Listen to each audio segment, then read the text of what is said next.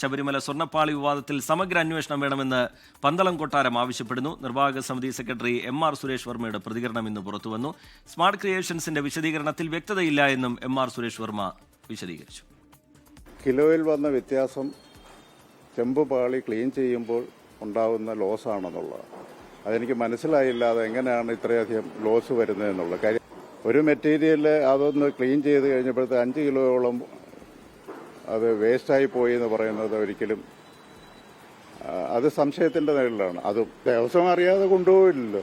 കാര്യം അവിടെ ഇരിക്കുന്ന ഒരു സാധനം ഇളക്കണമെന്നുണ്ടെങ്കിൽ ദേവസ്വം അറിയണം. ആരെങ്കിലും ഒരാൾ വന്നിട്ട് ഇതെല്ലാം ഞാൻ ചെയ്തോളാം എന്ന് പറഞ്ഞ് എടുത്ത് കൈ കൊടുക്കുക എന്ന് പറയുന്നത് എന്തുമാത്രം വിരോധാഭാസമാണ് പറയുന്നത്. സത്യസന്ധമായ രീതിയിൽ ഇതിന്റെ അന്വേഷണം കൊണ്ടുവരണം. ഇതിന് കുറ്റക്കാരായ ആൾക്കാരെ കണ്ടുപിടിച്ച് അവർക്കെതിരെ നടപടി ഉണ്ടാവുകയും വേണം. ലോകത്തെവിടെയായാലും ഏത് സമയത്തും 24 വാർത്തകളും ഓഗ്മെന്റഡ് റിയാലിറ്റി പാക്കേജുകളും എക്സ്പ്ലെയിനറുകളും വിശദമായി കാണാൻ ഞങ്ങളുടെ യൂട്യൂബ് ചാനൽ നിങ്ങൾക്ക് സബ്സ്ക്രൈബ് ചെയ്യാം.